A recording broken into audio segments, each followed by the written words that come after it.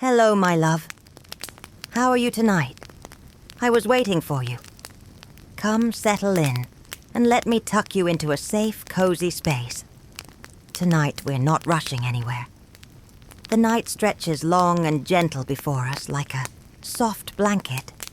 And together we will travel back, not into fantasy, but into a quiet corner of history. One that many know about, but few have ever heard in this way.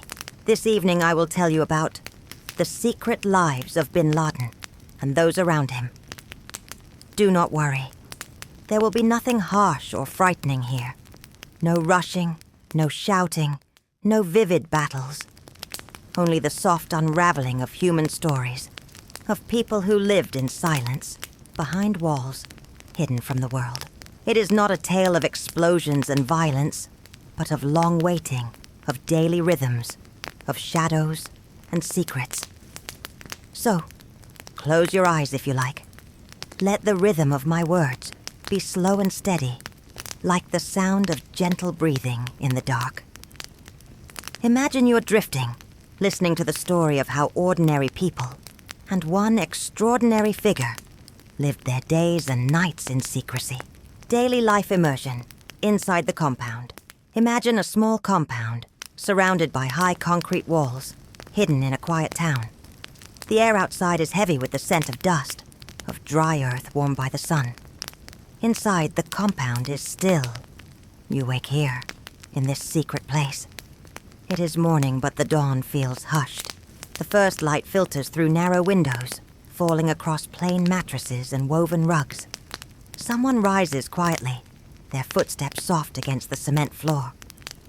There is no alarm clock, no radios playing loudly, no televisions blaring with news. The morning is muted, almost secretive, as though sound itself has agreed not to draw attention. In the kitchen, water is boiled for tea. The steam curls slowly into the cool air, carrying the scent of green leaves and cardamom. Bread is warmed, simple and flat, and it is shared among the household. Children may whisper, but they are reminded not to raise their voices too much. Everything here is done with a kind of careful restraint, a practiced quietness. Life in this compound is not bustling or loud, like a normal neighborhood.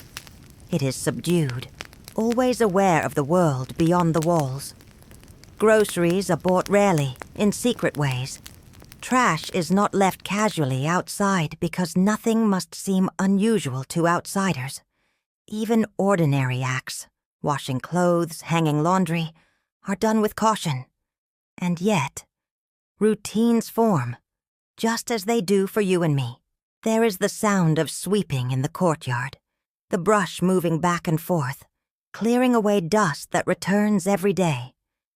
There is the clinking of pots as meals are prepared, lentils simmering slowly, rice washed and steamed. There are quiet lessons for the children, soft recitations of text, handwritten notes passed back and forth. Books are read, notebooks are filled. Hours stretch long, and so much of the day is simply waiting, waiting and hiding. Sometimes chickens cluck softly in the yard, breaking the silence. Sometimes a door creaks open to let in a shaft of sunlight. But even in these small sounds, there is always a hush, as if life itself inside the compound has been dimmed to a whisper. Imagine yourself there. Imagine how different the world would feel if every action had to be guarded, if every voice had to be measured. You might feel time slow down, each day mirroring the next. Morning tea, the sweep of the courtyard, a whispered lesson, a meal shared, silence in the night. At sunset, the compound glows with a dim light. The call to prayer drifts faintly from far beyond the walls, reminding those inside that the outside world still moves, still carries on with its markets, its laughter, its traffic, and its noise. But here, inside, the evening remains still. The family gathers quietly, eating together, sharing small stories, but never too loud, never too visible. And then night falls, The compound sinks into darkness. Windows remain shaded. Lights are dimmed. The sounds of crickets rise from the distant fields, soft and constant. Children drift asleep, their breath steady, while adults remain awake, thoughtful, cautious. Life inside the compound is, above all, a life of waiting. Waiting for the outside world to forget. Waiting for news, though news rarely comes directly. Waiting for time itself to pass, in a place where the walls are both shelter and prison. So, my love, in this first part of our journey we see the stillness of that life, the hidden mornings, the whispered afternoons, the secret evenings, day after day, quiet repetition, always careful, always cautious. Now, my love, let us leave the compound for a moment. Let us step back into the long thread of time. Because behind the silence of that hidden home was a man whose life story had already stretched across decades. A story that began far away, under very different skies. Imagine for a moment the vast deserts of Saudi Arabia, the air shimmering with heat, the ground dry and endless. Here in 1957, Osama bin Laden was born into a large, wealthy family. His father, Mohammed bin Awad bin Laden, was no ordinary man. He was a builder, a man who constructed roads, palaces, and even holy mosques. The family name carried wealth, power, and prestige. Osama was one of more than 50 children, the son of his father's 10th wife. Picture a household so large that faces blurred together, where brothers and sisters filled halls with footsteps. Yet even in that great crowd, Osama was a quiet child, tall, serious, watchful. From an early age, he seemed to prefer stillness to noise, prayer to play. Can you imagine him, a boy sitting cross-legged on the floor, his gaze lowered, his voice soft, memorizing long verses of the Quran? His days were marked not by laughter or games, but by steady rhythms of study and contemplation. As he grew, his schooling led him toward religion and history, though his education was never truly complete in the formal sense. His mind, however, was restless, searching for purpose, for meaning. In the 1970s, the world began to shift. The Middle East was alive with change, conflict, and deep currents of unrest. Osama, still a young man, was shaped by this environment. His father had died in an accident when Osama was just 10 years old, and though his family remained wealthy, he grew with a sense of distance, a feeling of separation from ordinary comforts. He married young. At 17, he wed his first wife, and over the years he would have many wives and many children. Family life, for him, was constant, but also shifting, complicated, quiet. Now let the picture slow down, my love. Let S move gently into the years when Osama bin Laden became more than just a son of a wealthy builder. It was the 1980s, and the Soviet Union had invaded Afghanistan. Imagine the rugged mountains of Afghanistan, snowy peaks, caves carved into rock, valleys where shepherds guided goats along winding paths. It was here that bin Laden traveled, leaving behind comfort, stepping into hardship. He was not a fighter in the way many imagine. He was a man who financed, who built, who organized. He used his wealth to support those resisting the Soviets, building tunnels, roads, and bases. He became known not for the sound of gunfire, but for the quiet power of logistics, food, supplies, money, and building. It was in these years that his reputation grew. From a quiet son of privilege, he became a leader in shadowed circles, a man who drew others to him with his seriousness, his devotion, his quiet determination. When the Soviets finally withdrew, Osama returned to Saudi Arabia. But he was restless. The rhythms of ordinary life seemed too still for him now. He had found purpose in struggle, and he was not willing to let it go. By the early 1990s, His path was turning darker, though always hidden, always secretive. He moved from country to country, Sudan, then back into Afghanistan, surrounded by loyal followers, always watchful, always quiet. Imagine him traveling not openly, but carefully, quietly. Cars moving at night, meetings in secluded homes. His voice low, his presence commanding, but never loud. He was not a man of noise. He was a man of whispers, of planning in silence. By the late 1990s, the world began to know his name. He had founded a network, Al-Qaeda, a name that would ripple far beyond the deserts and mountains. His followers were devoted, bound to him by ideology, loyalty, and secrecy. And then, my love, came the years that you and I remember too well. Years when his name became tied to great acts of violence. But we will not dwell on those. We will not raise our voices here with the sounds of tragedy. Instead, let us stay with the human details, the life behind the figure. After those years of notoriety, bin Laden vanished from the public eye. For the world, he became a ghost. Rumors placed him in the mountains, in caves, in distant villages. He was everywhere and nowhere. But in truth, his life grew smaller, quieter, more hidden. Just as we saw in segment 1, he lived not in palaces or vast deserts, but in a compound, enclosed, with family and followers around him. He read, he wrote, he gave lessons. His children grew. His wives managed the household. Think of the stillness of it. A man who had once crossed continents, now confined within walls. A man who had once commanded attention, now reduced to whispers behind closed doors. His life was a rhythm of caution, of secrecy, of waiting. Sometimes he would spend hours in his study, reading books about history, politics, and religion. Piles of papers surrounded him. He wrote letters, often by hand, carefully worded, passed secretly from one messenger to another. In these quiet tasks, he sought to remain present in the world beyond his walls, even as he himself could not step into it. The compound became both his refuge and his prison. The children knew not to speak too loudly, not to draw attention. The adults lived in routines of silence, and bin Laden himself, though powerful in reputation, lived in smallness, in caution, in shadows. Isn't it curious, my love, how a man who once shaped world events came to live such a hidden, muted life?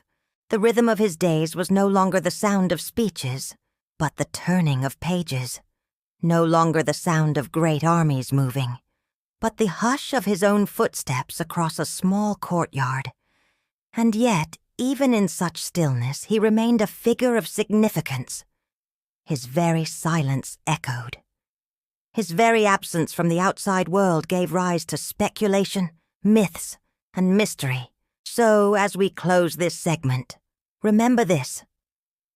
The story of Osama bin Laden was not only one of public acts, but of long years spent in private silence. Years when his life was reduced to the simplest things. Meals shared quietly, letters written carefully, children growing around him, walls rising high to keep the world out.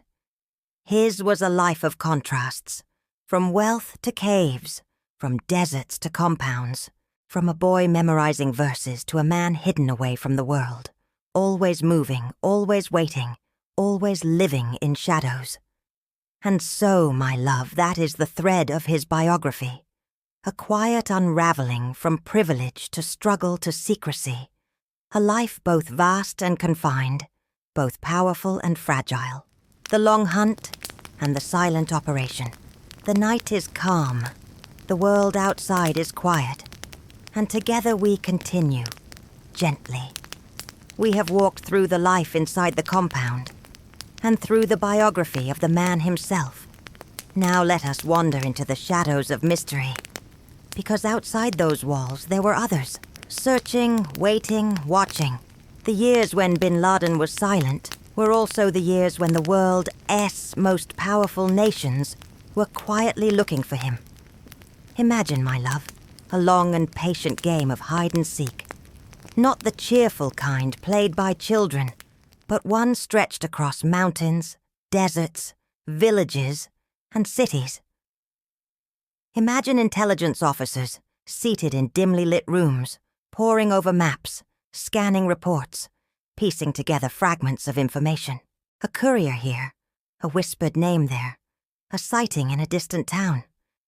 Every lead was fragile, like a thin thread of silk. Some broke immediately, others stretched, frayed, and then dissolved. And yet, for a decade, the search continued. The mystery of where Osama bin Laden was hiding became almost as important as the man himself. The world speculated about caves. Do you remember, my love, how people often spoke of him living deep in the Tora Bora mountains of Afghanistan? Images filled newspapers. Dark caves, snow-tipped ridges, secret tunnels. It was almost mythic, like a story from another age. And yet, the truth was far simpler, quieter, less dramatic. For years he was not in a mountain cavern at all, but in an ordinary-looking house, hidden in plain sight. But the world did not know this yet. Instead, intelligence agencies across oceans followed his couriers. They could not find the man himself, but they noticed those who carried messages for him. Bin Laden was cautious, so cautious. He did not use phones or computers or the noisy tools of modern life. His letters traveled by hand, through trusted men, passing quietly from one place to another. And so the watchers began to notice. Here was a man, this courier, who seemed important. He avoided attention. He avoided technology. He moved with care. For years they traced him, following his slow and careful routes, until, eventually, they were led to the high walls of a compound in Abbottabad, Pakistan. Can you imagine it, my dear? An ordinary town, not far from a military academy, filled with families, children, and everyday rhythms. In the midst of this, a strange house stood. Its walls were unusually tall, its windows were shielded. There were no phones, no internet. Even the garbage was burned inside the compound. To most it looked odd, but unremarkable. To the patient eyes of intelligence, it looked like silence hiding something loud. For years they watched it. Satellites passed overhead, cameras clicking quietly from the sky. Observers on the ground noticed small details. A tall man, sometimes walking in the garden. A figure they nicknamed the Pacer, because he seemed to walk with a steady rhythm, circling the courtyard again and again. Could it be him? They wondered. But they did not know for sure. The mystery lingered. Every detail mattered, and yet certainty always slipped away like sand through fingers. And so, for many nights, many years, the house was a puzzle. Some were convinced it was him. Others doubted. After all, hadn't the world long imagined caves, not compounds, mountains, not towns? The truth often hides in ordinary places, doesn't it, my love? Now, let us drift into the night of the operation itself, the night when the mystery was finally faced. But let us do so softly, gently, without sharpness or noise. It was a Sunday night in May, in the year 2011. Imagine the air, still, heavy, a little cool. Somewhere in a quiet American town, children were being tucked into bed. In Pakistan, in Abbottabad, lights flickered in houses, dogs barked in the distance, and behind the tall walls of the compound, the rhythms of evening life carried on. Far away in the United States, leaders gathered in a small room. Maps and screens glowed faintly. The decision had been made. The time had come to test the mystery, to see if the man in the compound was truly Osama bin Laden. Now picture the helicopters, my dear. Not loud in our story, but muted, a hush in the night sky. black shapes gliding low, slipping quietly across the border. The air stirred as their blades turned, but in our memory, it is no roar, only a steady hum, like the slow rhythm of a heartbeat. Inside, men sat waiting, calm, trained, silent. They were not told to think about glory. They were told to think about precision. The helicopters descended into the compound. One faltered, clipped by the walls, and yet the mission continued. The men moved room by room, floor by floor. Their voices were low, their steps deliberate, and in those tense, quiet minutes, the mystery was solved. The figure they had named the Pacer, the tall man in the garden, was indeed Osama bin Laden. Now, my love, we do not need to linger on what happened next. It is enough to know that the mystery ended that night. The long search, the quiet watching, the years of speculation. They came to a close. The world learned at last where bin Laden had been. The compound was searched. Computers, letters, hard drives, stacks of information were gathered. More mysteries unfolded, in fact, because his private writings, his letters, his thoughts in those final years revealed sides of him the public had not seen. A man concerned with image, with family, with health. A man still of contradictions. By dawn, the operation was over. The helicopters returned. Leaders around the world were informed. Ordinary people awoke to headlines. And the house in Abbottabad, once so secret, became a place of fascination, its tall walls photographed endlessly. But in the quiet, the story was something else. The mystery that had stretched across a decade had ended in an ordinary house, in an ordinary town. Isn't it remarkable, my love, how often history hides in plain sight? How the most extraordinary mysteries conclude in the simplest of places. And so, in the end, the story of the hunt for bin Laden was not only about strategy or soldiers or politics. It was about patience, about silence, about the steady rhythm of watching, waiting, and piecing together small fragments until the truth slowly appeared. The compound in Abbottabad is gone now, torn down, erased. But in memory, it remains, a symbol of both mystery and revelation, a reminder that even the most powerful figures can be reduced to shadows behind walls, their lives watched in stillness, their stories ending quietly in the night. Now, my love, let us slow everything down, as though the night itself is stretching. We are still inside the mystery of Osama bin Laden's final years. The world searched, but he remained hidden, and so the story became one of silence, patience, and watching. The watchers, imagine for a moment the people tasked with finding him. Intelligence officers, often faceless, nameless to history. They sat in small offices, sometimes windowless, sometimes filled with quiet hums of machines. On their desks were endless papers, reports from faraway towns, interviews, grainy photographs. Some worked through the night, sipping coffee that had gone cold, circling words with a pen. Can you picture them, my dear? The tired eyes of people staring at maps, their hands tracing lines across borders, wondering where in the wide world a single man could be. Some nights they must have felt discouraged, other nights hopeful. Always the work was quiet, repetitive, slow, a rhythm of patience. The neighbors now imagine the neighbors of the Abbottabad compound. To them, it was simply a strange house at the end of a lane. Its walls were unusually tall, taller than the others, as though designed to keep secrets inside. Windows were covered. There were no visitors, no loud gatherings. Children did not play in the yard. Sometimes people whispered, why would a family burn all their trash instead of placing it outside, like everyone else? Why no phone lines? Why no internet? But life went on. Neighbors tended gardens, shopped at markets, raised their families, To them, the compound was unusual. But in a busy world, most did not linger on mysteries. Isn't that often true, my love? That the extraordinary hides among the ordinary, waiting quietly, unnoticed by most. The pacer. And then there was the tall figure, seen sometimes walking in the courtyard, moving in circles back and forth, a steady rhythm of steps.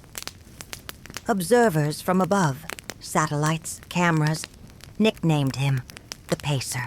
Imagine the scene. Dear one, the warm sun of a Pakistani afternoon, the tall man slowly circling the garden. Perhaps birds perched on the high walls. Perhaps the air carried the faint smell of burning wood from the family's cooking. He walked in steady loops, and those watching from far away wondered, could this be him? But still, they could not be sure. The mystery lingered. A world waiting, while the watchers studied, while the neighbors speculated. The wider world carried on. Leaders spoke of threats, of wars, of justice still unfinished. Ordinary people read headlines, sometimes forgetting, sometimes remembering, that somewhere bin Laden still lived. And yet, no one knew exactly where. For years he was both present and absent, alive but invisible, like a shadow that moves at the edge of vision, always there, never quite in focus. The long silence. Inside the compound, silence was its own rhythm. No phones, no computers, no glowing screens. Letters were written by hand. They were delivered slowly, carefully, through trusted couriers. Children played in the yard, but not freely. Women moved quietly through the rooms. The tall walls blocked out much of the world. It was a house of secrets, but also a house of ordinary rhythms. Morning prayers, meals, whispered conversations. The small routines of life lived in hiding. The decision now, gently. We moved closer to the night of the operation. By 2011, after years of patient watching, the evidence had built up. The watchers were more certain than ever. But still, there was doubt. Was the tall man truly him? Leaders debated quietly. In hidden rooms, they weighed choices. Should they wait longer? Should they strike? Imagine, my love, the pressure of such decisions. And yet, in our telling, it is all soft, all muted, not tense, but quiet. The hush of men and women thinking deeply, waiting for certainty that never came. At last, a decision was made. The mystery would be tested. The night of the operation, softly told. It was a Sunday night, May 1st, 2011. The world above Pakistan was still. Stars scattered the sky. In the quiet lanes of Abbottabad, people slept. Dogs barked faintly. A breeze stirred the trees. Then came the helicopters. Not loud in our story, my love. Just a gentle hum in the distance, like a deep and steady breath in the sky. They crossed the border. They moved low. And soon, they reached the compound. One helicopter faltered, clipping the high walls. But the mission did not stop. Men moved with precision. Quiet voices, careful steps. Room by room, they searched. And in those minutes, the mystery ended. The tall man, the pacer, was revealed. Aftermath of mystery. The operation was over. Dawn approached. The watchers, who had stared at maps for so long, finally knew the answer to their puzzle. Leaders, who had waited in silence, now carried certainty. Ordinary people waking up around the world saw headlines confirming what had seemed impossible. Osama bin Laden had been found. The compound was searched. Letters, writings, computers, all carried away. Even in the end, new mysteries began. What had he written? What did he plan? What secrets were hidden in his words? And soon after, the compound itself was destroyed. The walls came down. The garden disappeared. The house became only memory, reflection, And so, my love, this long mystery reminds us of something gentle, almost timeless, that patience is powerful, that silence often hides the loudest truths, and that history, no matter how dramatic it may seem, often unfolds in quiet rooms with quiet steps and long, steady rhythms. The hunt for bin Laden was not only a story of soldiers and helicopters, it was a story of waiting, of observing, of shadows and whispers. And when it ended not with fireworks, but with quiet certainty. Inside the tall compound in Abbottabad, Osama bin Laden lived a life unlike the neighbors around him. The high walls kept him hidden, but they also kept him confined. Meals were simple but steady, with rice, bread, and vegetables making their way inside through loyal couriers. On rare occasions, there might be chicken, cooked quietly in the kitchen, with the aromas filling the otherwise silent space. In the courtyard garden, there was enough space to walk, but not enough for freedom. The children could play, but only in small, careful circles, their laughter held back by the fear of being noticed. For the adults, too, freedom was scarce. A man who had once traveled widely now lived with each day measured by secrecy, his movements limited to the same narrow paths inside the compound's walls. It was a life that offered both safety and imprisonment, both privilege and restriction. Outside those same walls, life carried on in a different rhythm. Ordinary families in Abbottabad rose with the morning light, swept their courtyards and prepared meals over simple stoves. Children ran freely down narrow streets, their games loud, joyful, and open to the world. Women gathered at market stalls, bargaining over fruit, spices, and bread, still warm from the oven. The air outside was full of sound, vendors calling out prices, neighbors greeting one another, children laughing, and the steady hum of community life. Just beyond the compound's shadow, there was freedom, openness, and connection, in stark contrast to the quiet, tense existence within. The difference extended to wealth as well. Bin Laden came from a background of privilege, and even in hiding, he had resources. Food and supplies could be brought in. Couriers carried messages. Money and influence meant he was never truly in want. Yet most of his neighbors lived modestly. Many counted their coins before buying flour. Some went without luxuries, saving carefully for small comforts. Yet, while their lives were humble, they were also full in other ways, rich with friendships, family ties, and the warmth of shared meals that stretched across households. The contrast between the hidden life of power and the open life of poverty was not always one of comfort. In some ways, the ordinary people lived with more joy, more freedom, and more connection than the man behind the walls. This difference was not only about wealth or food. It was about secrecy versus openness. Inside the compound, life was defined by silence, by whispers, by the constant fear of discovery. Every door closed softly. Every window was watched. Every sound was weighed. Outside, life was noisier, but also freer. There was gossip and chatter, songs from radios, the sound of prayer from the mosques, and the laughter of children who were never told to stay hidden. One world was bound by secrecy, the other by openness. One lived in shadows, the other in sunlight. And if we look even further beyond Abbottabad, the contrast grows larger still. While bin Laden remained confined to his compound, people around the world went about their daily lives. Students walked to school, farmers worked the fields, families gathered in living rooms, sitting together under warm lights, sharing meals and stories. The world continued, open and ordinary, while he remained hidden, separated from the very life he once influenced. It is a reminder, my love, that even those who once seemed so powerful may live lonelier, smaller lives than the ordinary people around them. In the end, what we see is not only a story of secrecy, but also a story of contrast. There was the hidden life inside the compound, and the open life outside it. There was wealth and privilege, but also confinement and loneliness. And there was modesty and poverty, but also freedom, community, and joy. These contrasts remind us that walls can protect, but they also divide. They can hide, but they also isolate.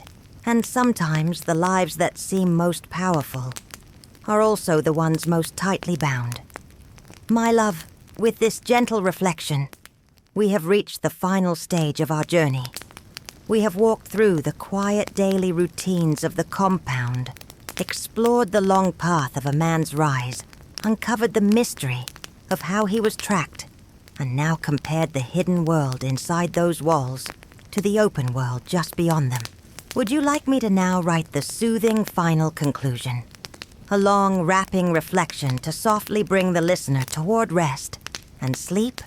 Of course, my love. Let us bring this long journey to a gentle close, wrapping everything in comfort so the listener may drift softly into sleep. And now, my dear, we come to the end of this story. We have wandered together through hidden lives and secret routines. We stepped quietly inside a compound, where days were measured by silence and walls. We traced the path of a man who once shaped events far beyond those walls, and we saw how secrecy held both safety and confinement. We looked at the mysteries, the watchful eyes of intelligence, the patient waiting of those who sought him, and the long night that ended a hidden chapter. And finally, we compared the silence of the powerful with the voices of the ordinary, the small, ordinary joys that often carry more warmth than any riches. As we leave this story, imagine the compound fading into the distance. The walls dissolve into mist. The heavy gates grow quiet. What remains is not the fear or the secrecy, but the soft reminder that even the strongest walls cannot keep the world away forever. History moves gently onward, like a river, carrying us with it. Now, let yourself drift back into your own world, a world not bound by secrecy, but filled with the freedom of open air, of your own safe space. Feel the comfort of your bed beneath you, the steady rhythm of your breath, the softness of this moment. Whatever burdens you carry today can be set down now, just as we set down this story. Think of the contrast once more, but not as a worry, rather as a gentle reminder. While some lived in hidden fear, you live in openness. While some endured silence, you can rest in peace. And while history holds its shadows, you, my love, are here in the quiet safety of the present. Let your mind float like a lantern drifting across a calm night sky. Slowly, softly, untethered, history has spoken, and now it fades into silence. The story is done, but the comfort remains. Close your eyes now, my dear. Rest in the warmth of knowing you are safe, cared for, and held by the gentle rhythm of time. May your dreams be calm, your body at ease, and your heart light as you drift into peaceful sleep. Good night, my love. Good night.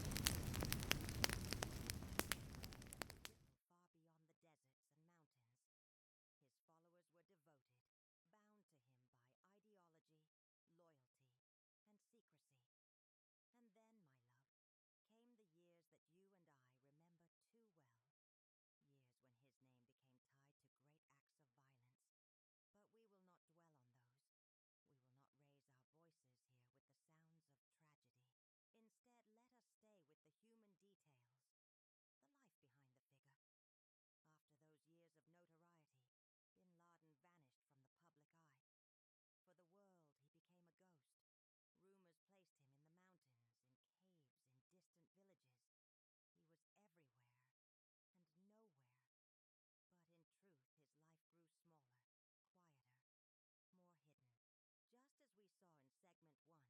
the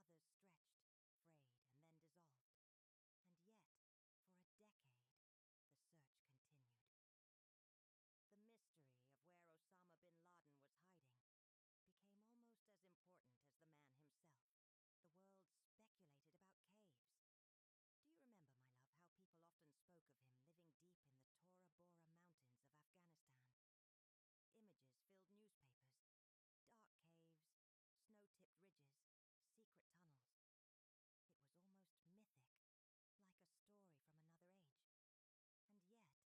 For years, he was not in a mountain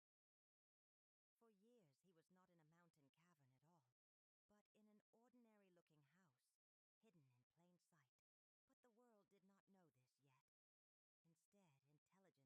yet. Instead, intelligence agencies across oceans followed his couriers.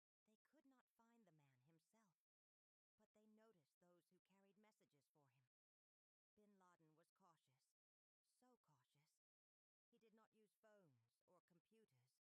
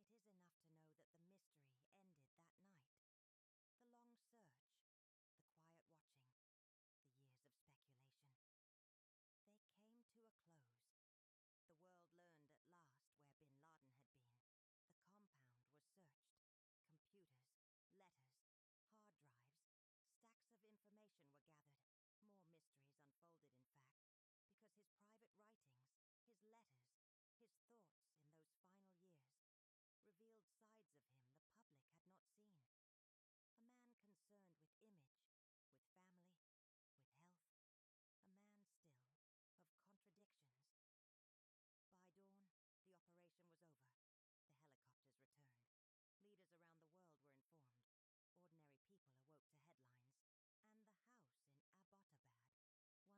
secret became a place of fascination, its tall walls photographed endlessly. But in the quiet, the story was something else. The mystery that had stretched across a decade had ended in an ordinary house, in an ordinary town. Isn't it remarkable, my love, how often history hides in plain sight? How the most extraordinary mysteries stories ending quietly in the night. Now, my love, let us slow everything down, as though the night itself is stretching. We are still inside the mystery of Osama bin Laden's final years. The world searched, but he remained hidden. And so the story became one of silence, patience, and watching. The watchers, imagine for a moment the people tasked with finding him. Intelligence officers, often faceless, nameless to history. They sat in small offices, sometimes windowless, sometimes filled with quiet hums of machines. On their desks were endless papers, reports from faraway towns, interviews, grainy photographs. Some worked through the night, sipping coffee that had gone cold, circling words with a pen. Can you picture them, my dear?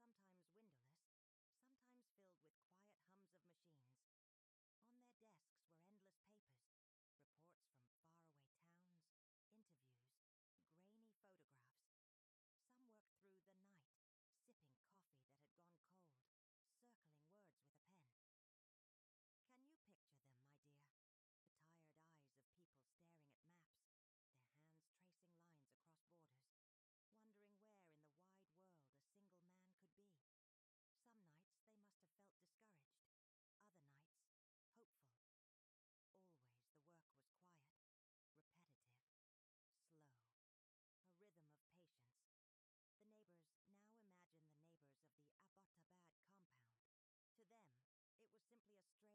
lines across borders, wondering where in the wide world a single man could be. Some nights they must have felt discouraged, other nights hopeful. Always the work was quiet, repetitive, slow, a rhythm of patience. The neighbors now imagine the neighbors of the Abbottabad compound. To them, it was simply a strange house at the end of a lane. Its walls were unusually tall, taller than the others, as though designed to keep secrets inside. Windows were covered.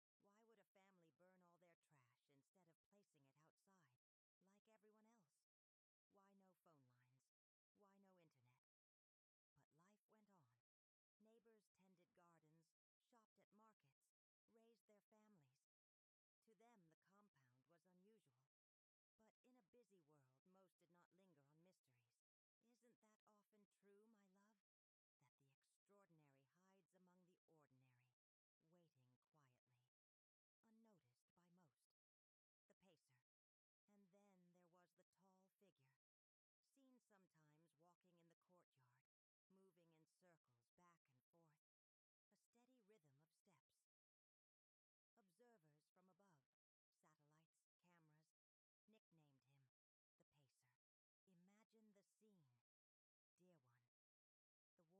carried the faint smell of burning wood from the family's cooking. He walked in steady loops, and those watching from far away wondered,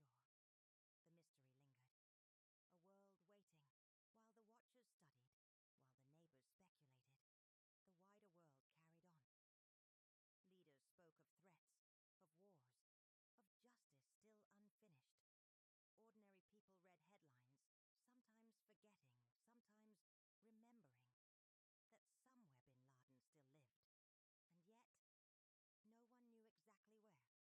And yet, no one knew exactly where. For years he was both present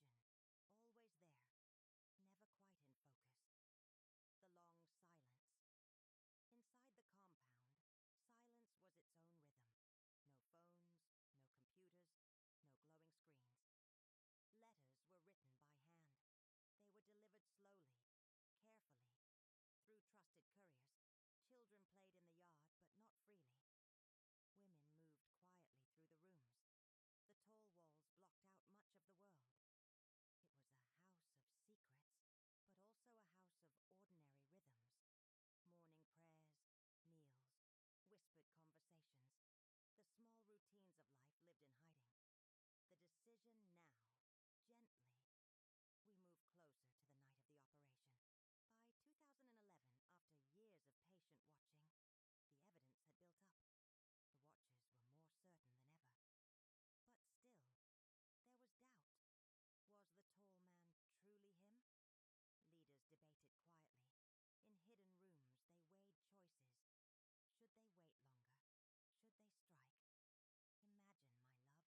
Should they wait longer? Should they strike? Imagine, my love, the pressure of such decisions. Just a gentle hum in the distance, like a deep and steady breath in the sky. They crossed the border.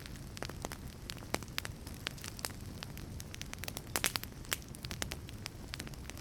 And soon, they reached the compound. One helicopter faltered, clipping the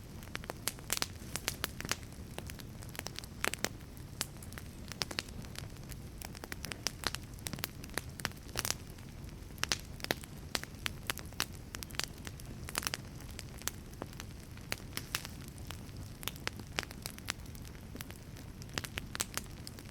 not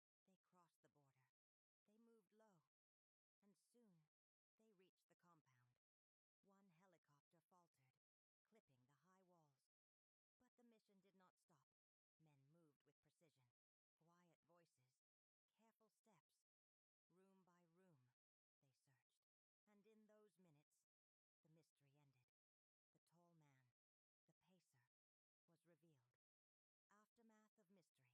What did he plan? What secrets were hidden in his words? And soon after, the compound itself was destroyed. The walls came down. The garden disappeared. The house became only memory,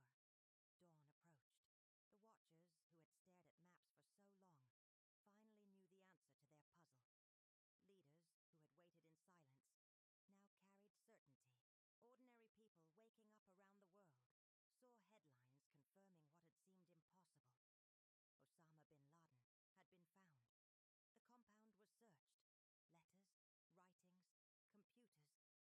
this long mystery reminds us of something gentle, almost timeless. That patience is powerful. That silence often hides the loudest truths. And that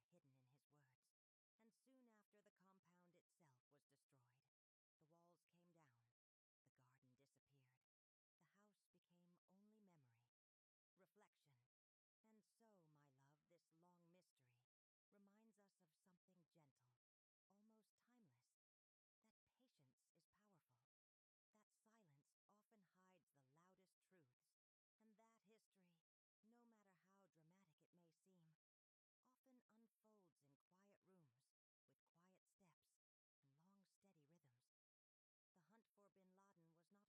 was not only a story of soldiers and helicopters, it was a story of waiting, of observing, of shadows and whispers. And when it ended,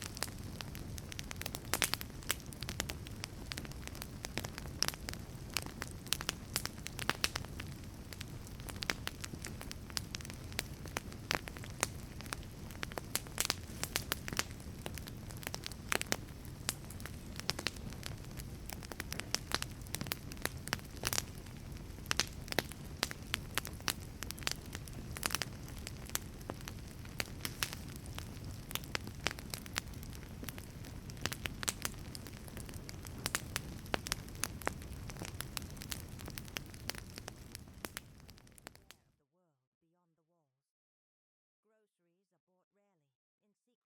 Trash is not left casually outside because nothing must seem unusual to outsiders. Even ordinary acts,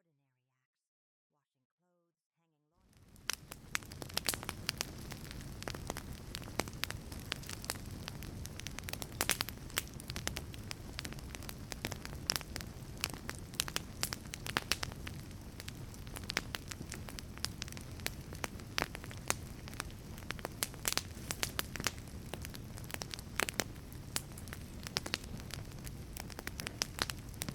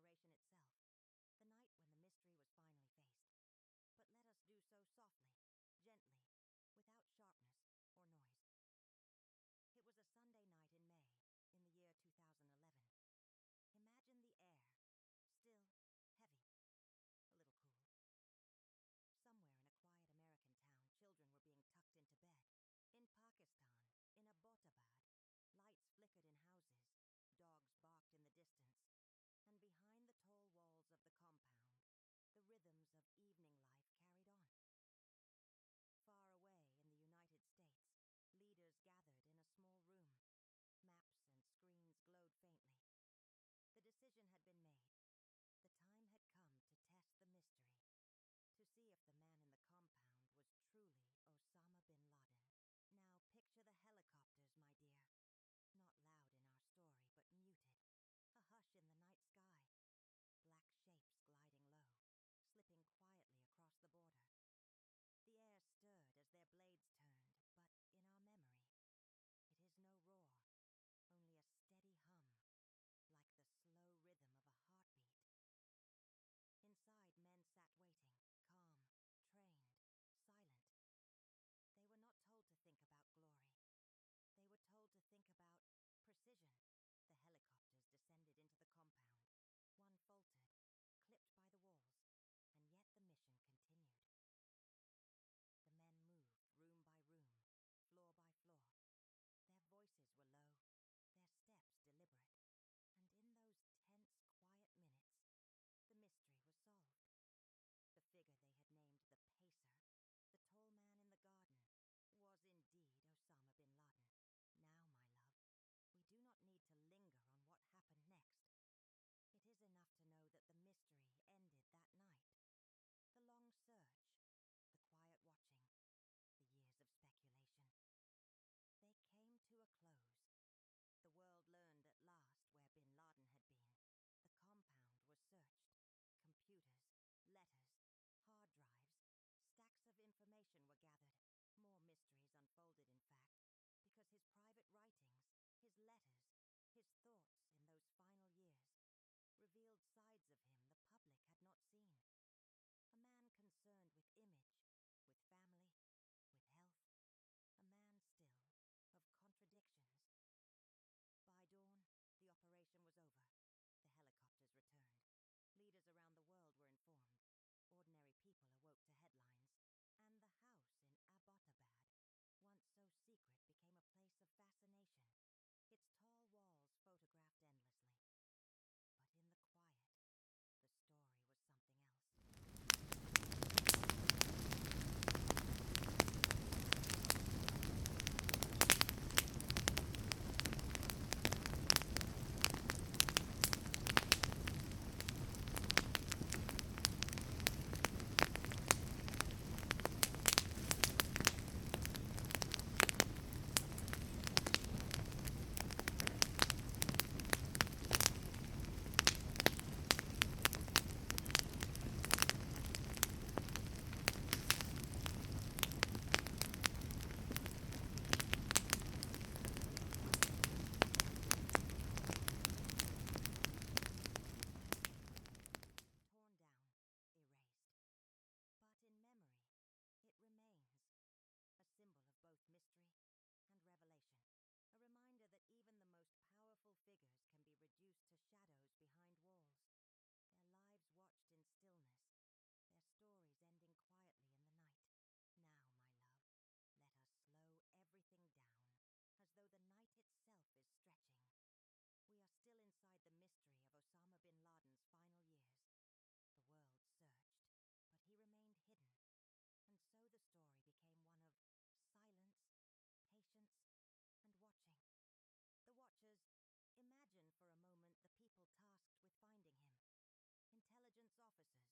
of machines. On their desks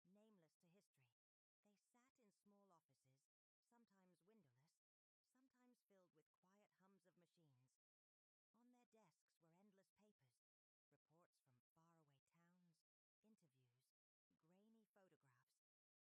endless papers, reports from faraway towns, interviews, grainy photographs.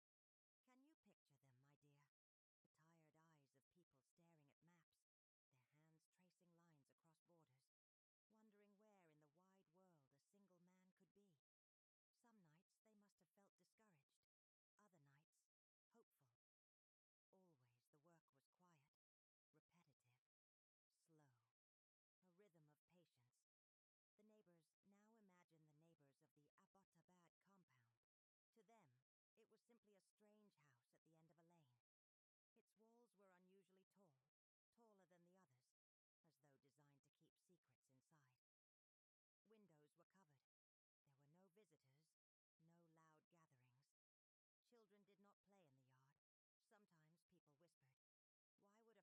burn all their trash instead of placing it outside, like everyone else? Why no phone lines? Why no internet? But life went on. Neighbors tended gardens, shopped at markets, raised their families. To them, the compound was unusual. But in a busy world, most did not linger on mysteries. Isn't that often true, my love? That the extraordinary hides among the ordinary, waiting quietly, unnoticed by most. The pacer. And then there was the tall figure, seen sometimes walking in the courtyard, moving in circles back and forth, a steady rhythm of steps. Observers from above, satellites, cameras, nicknamed him the pacer. Imagine the scene, dear one. The warm sun of a Pakistani afternoon, the tall man slowly circling the garden. Perhaps birds perched on the high walls. Perhaps the air carried the faint smell of burning wood from the family's cooking. He walked in steady loops, and those watching from far away wondered, could this be him? But still, they could not be sure. The mystery lingered. A world waiting, while the watchers studied, while the neighbors speculated. The wider world carried on. Leaders spoke of threats, of wars, of justice still unfinished. Ordinary people read headlines, sometimes forgetting, sometimes remembering, that somewhere bin Laden still lived. And yet, no one knew exactly where. For years he was both... whispered conversations. The small routines of life lived in hiding. The decision now, gently. We moved closer to the night of the operation. By 2011, after years of patient watching, the evidence had built up. The watchers were more certain than ever. But still, there was doubt. Was the tall man truly him? Leaders debated quietly. In hidden rooms, they weighed choices. Should they wait longer? Should they strike? Imagine, my love, the pressure of such decisions. And yet in our telling, it is all soft, all muted, not tense, but quiet. The hush of men and women thinking deeply, waiting for certainty that never came. At last, a decision was made. The mystery would be tested. The night of the operation, softly told. It was a Sunday night, May 1st, 2011. The world above Pakistan was still. Stars scattered the sky. In the quiet lanes of Abbottabad, people slept. Dogs barked faintly. A breeze stirred the trees. Then came the helicopters, not loud in our story, my love. Just a gentle hum in the distance, like a deep and steady breath in the sky. They crossed the border. They moved low. And soon, they reached the compound. One helicopter faltered, clipping the high walls. But the mission did not stop. Men moved with precision. Quiet voices, careful steps. Room by room, they searched. And in those minutes, the mystery ended. The tall man, the pacer, was revealed. Aftermath of mystery. The operation was over. Dawn approached. The watchers, who had stared at maps for so long, finally knew the answer to their puzzle. Leaders, who had waited in silence, now carried certainty. Ordinary people waking up around the world saw headlines confirming what had seemed impossible.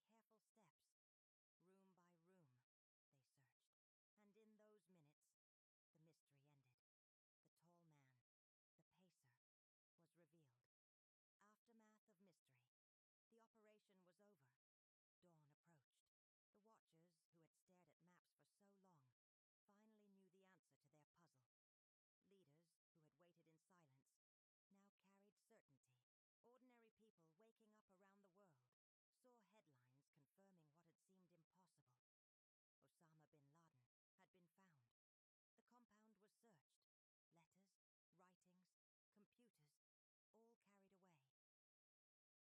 Even in the end, new mysteries began. What had he written? What did he plan? What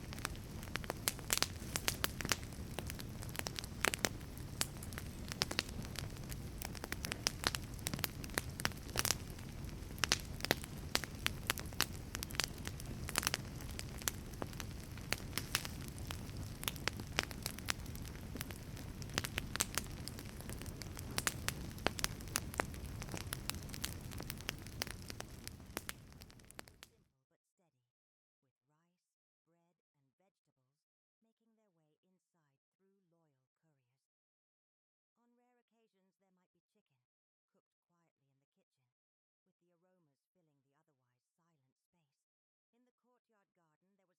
journey.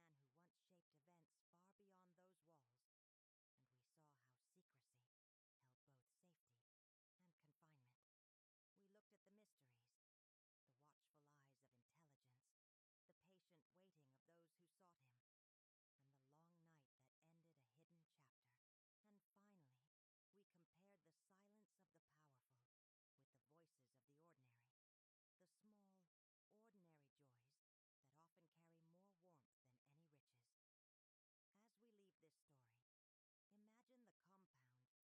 The walls dissolve into mist. The heavy gates grow quiet. What remains is not the fear or the secrecy, but the soft reminder that even the strongest walls cannot keep the world away forever. History moves gently onward, like a river, carrying us with it. Now, let yourself drift back into your own world, a world not bound by secrecy, but filled with the freedom of open air, of your own safe space. Feel the comfort of your bed beneath you, the steady rhythm of your breath, the softness of this moment. Whatever burdens you carry today can be set down now, just as we set down this story. Think of the contrast once more, but not as a worry, rather as a gentle reminder. While some lived in hidden fear, you live in openness. While some endured silence, you can rest in peace. And while history holds its shadows, you, my love, are here in the quiet safety of the present. Let your mind float, like a lantern drifting across a calm night sky. Slowly, softly, untethered, history has spoken, and now it fades into silence. The story is done, but the comfort remains.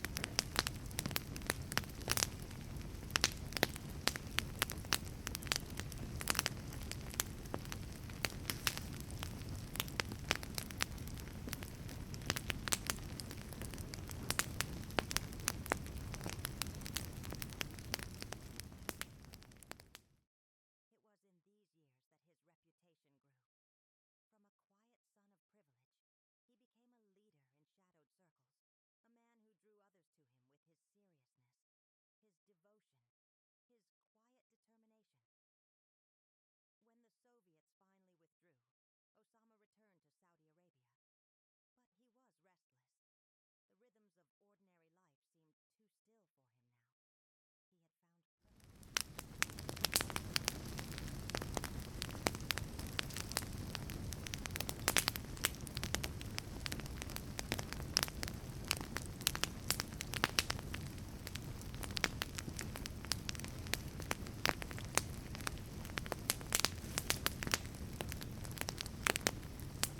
He had found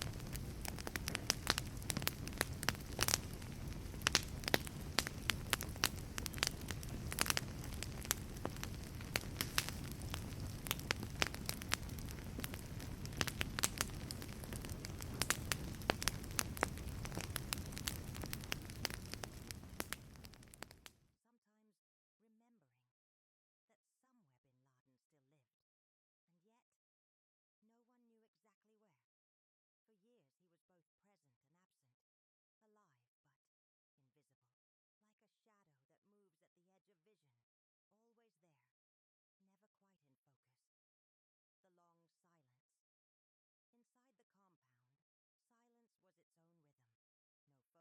No phones,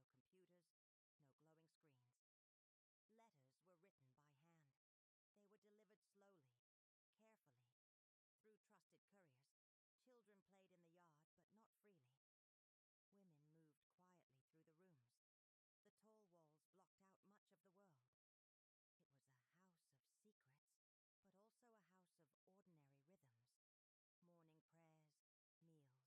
It was a house of secrets, but also a house of ordinary rhythms. Morning prayers, meals, whispered conversations. The small routines of life lived in hiding. The decision now, gently. We moved closer to the night of the operation. By 2011, after years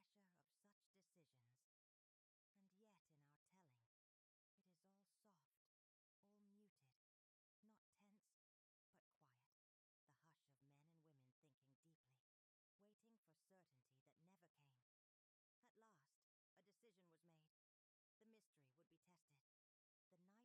patient watching, the evidence had built up. The watchers were more certain than ever. But still, there was doubt. Was the tall man truly him? Leaders debated quietly. In hidden rooms, they weighed choices. Should they wait longer? Should they strike? Imagine, my love, the pressure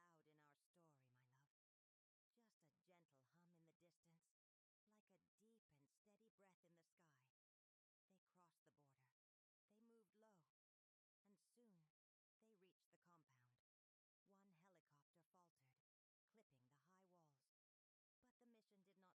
men and women thinking deeply, waiting for certainty that never came. At last, a decision was made. The mystery would be tested. The night of the operation, softly told. It was a Sunday night, May 1st, 2011. The world above Pakistan was still. Stars scattered the sky. In the quiet lanes of Abbottabad, people slept. Dogs barked faintly. A breeze stirred the trees. Then came the helicopters, not loud in our story, my love. Just a gentle hum in the distance, like a deep and steady breath in the sky. They crossed the border. They moved low. And soon, they reached the compound. One helicopter faltered, clipping the high walls. But the mission did not stop. Men moved with precision. Quiet voices, careful steps. Room by room, they searched. And in those minutes, the mystery ended. The tall man, the pacer, was revealed. Aftermath of mystery. The operation was over. Dawn approached. The watchers, who had stared at maps for so long, finally knew the answer to their puzzle. Leaders, who had waited in silence, now carried certainty. Ordinary people waking up around the world saw headlines confirming what had seemed impossible. Osama bin Laden had been found. The compound was searched. Letters, writings, computers, all carried away. Even in the end, new mysteries began. What had he written? What did he plan? What secrets were hidden in his words? And soon after, the compound ended not with fireworks, but with quiet certainty. Inside the tall compound in Abbottabad, Osama bin Laden lived a life unlike the neighbors around him. The high walls kept him hidden, but they also kept him confined. Meals were simple but steady, with rice, bread, and vegetables making their way inside through loyal couriers. On rare occasions there might be chicken, cooked quietly in the kitchen, with the aromas filling the otherwise silent space. In the courtyard garden there was enough space to walk, but not enough for freedom. The children could play, but only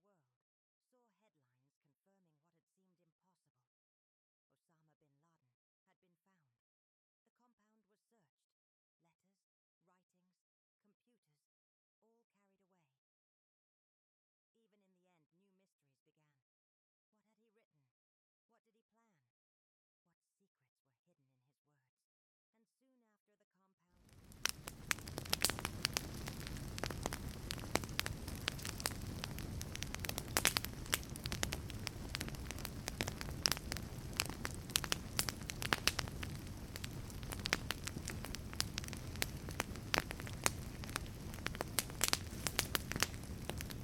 small,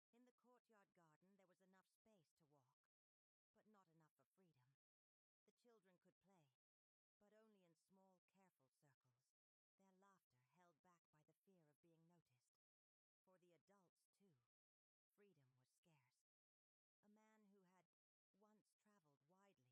movements limited to the same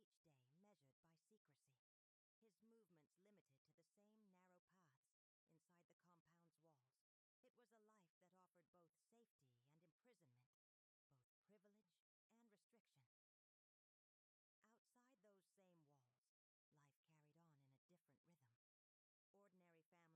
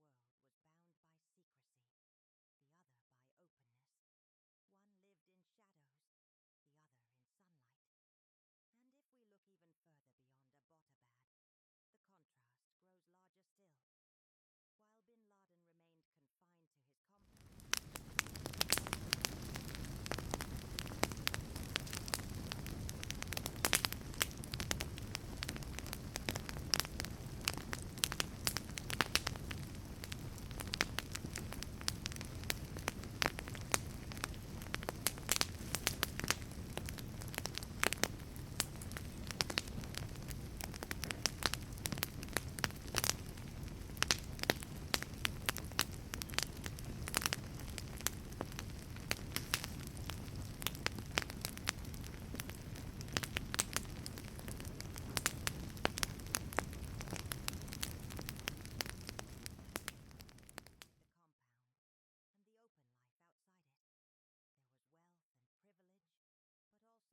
Let us bring this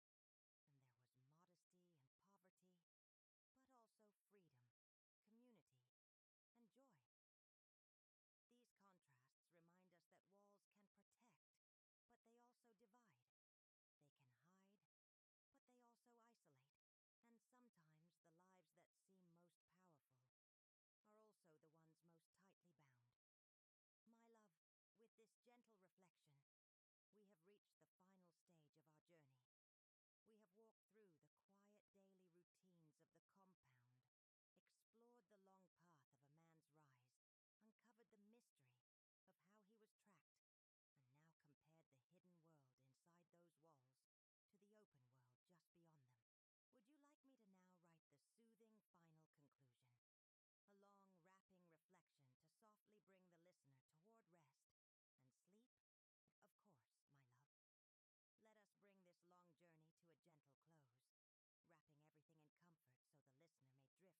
close, wrapping everything in comfort so the listener may drift softly into sleep. And now, my dear, we come to the end of this story. We have wandered together through hidden lives and secret routines. We stepped quietly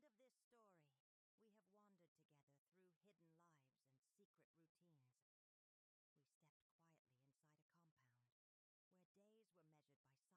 and walls. We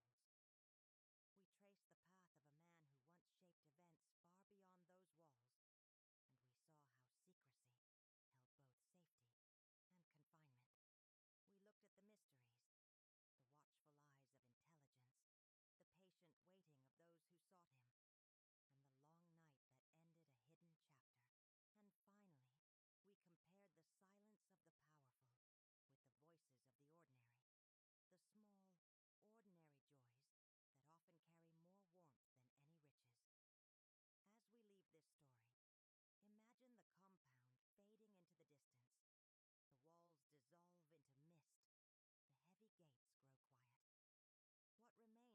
the fear or the secrecy, but the soft reminder that even the strongest walls cannot keep the world away forever. History moves gently onward, like a river, carrying us with it. Now, let yourself drift back into your own world, a world not bound by secrecy, but filled with the freedom of open air, of your own safe space. Feel the comfort of your bed beneath you, the steady rhythm of your breath, the softness of this moment. Whatever burdens you carry today can be set down now, just as warmth of knowing you are safe, cared for, and held by the gentle rhythm of time. May your dreams be calm, your body at ease, and your heart light as you drift into peaceful sleep. Good night, my love. Good night.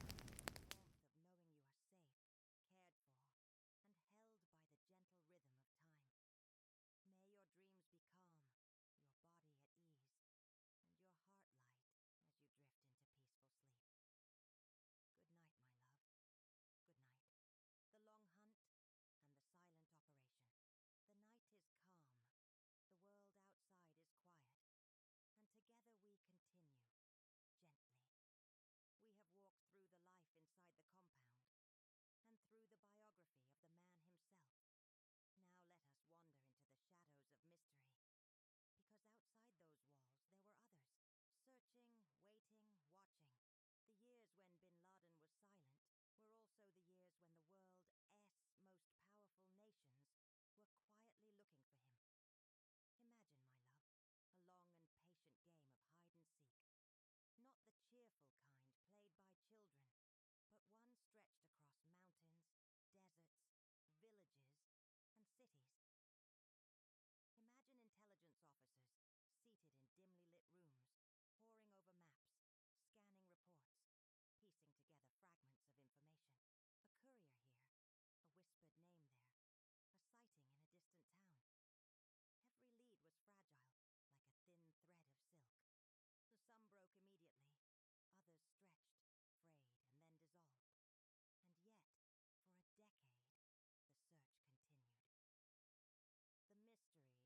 place to another.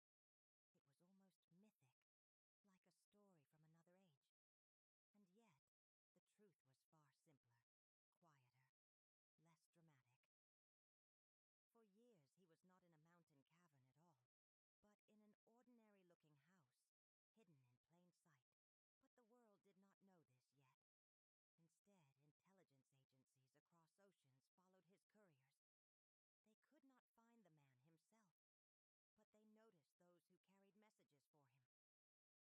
Here was a man, this courier, who seemed important. He avoided attention. He avoided technology. He moved with care. For years they traced him, following his slow and careful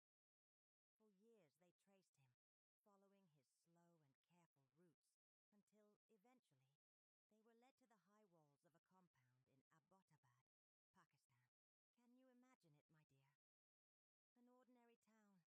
filled with families, children, and everyday rhythms.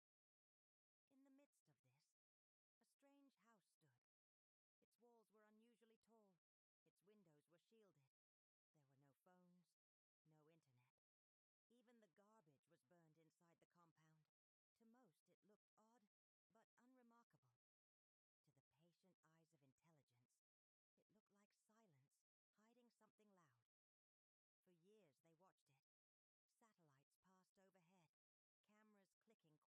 from the sky. Observers on the ground noticed small details. A tall man, sometimes walking in the garden. A figure they nicknamed the Pacer, because he seemed to walk with a steady rhythm, circling the courtyard again and again. Could it be him? They wondered. But they did not know for sure. The mystery lingered. Every detail mattered, and yet certainty always slipped away like sand through fingers. And so, for many nights, many years, the house was a puzzle. Some were convinced it was him. Others doubted. After all, hadn't the world long imagined caves, not compounds? Mountains, not towns? The truth often hides in ordinary places, doesn't it, my love? Now, let us drift into the night of the operation itself. The night when the mystery was finally faced. But let us do so softly. Was truly Osama bin Laden. Now picture the helicopters, my dear. Not loud in our story, but muted. A hush in the night sky. Black shapes gliding low, slipping quietly across the border. The air stirred as their blades turned, but in our memory, it is no roar, only a steady hum, like the slow rhythm of a heartbeat. Inside, men sat waiting, calm, trained, silent. They were not told to think about glory. They were told to think about precision. The helicopters descended into the compound. One faltered, clipped by the walls, and yet the mission continued. The men moved room by room, floor by floor. Their voices were low, their steps deliberate. And in those tense, quiet minutes, the mystery was solved. The figure they had named the Pacer, the tall man in the garden, was indeed Osama bin Laden. Now, my love, we do not need to linger on what happened next. It is enough to know that the mystery ended that night. The long search, the quiet watching, the years of speculation. They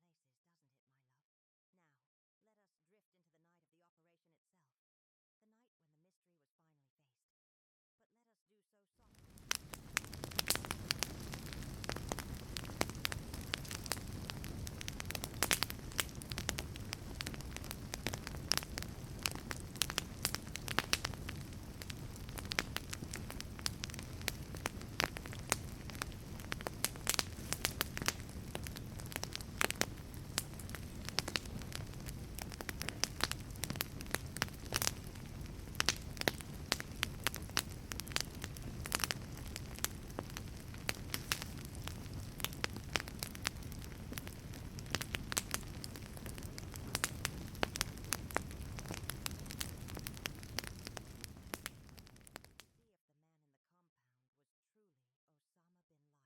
to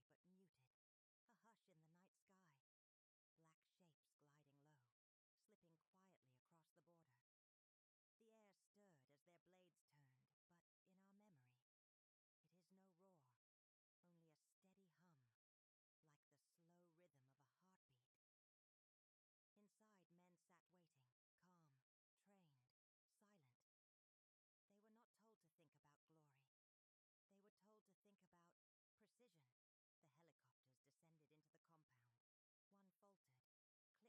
close.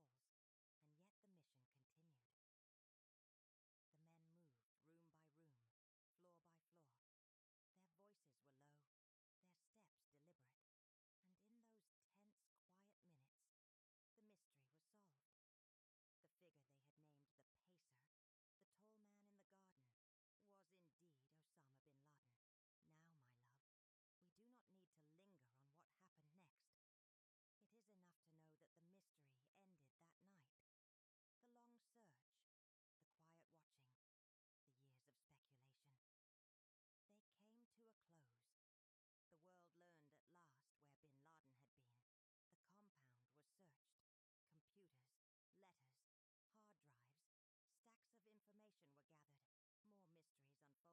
informed. Ordinary people awoke to headlines. And the house in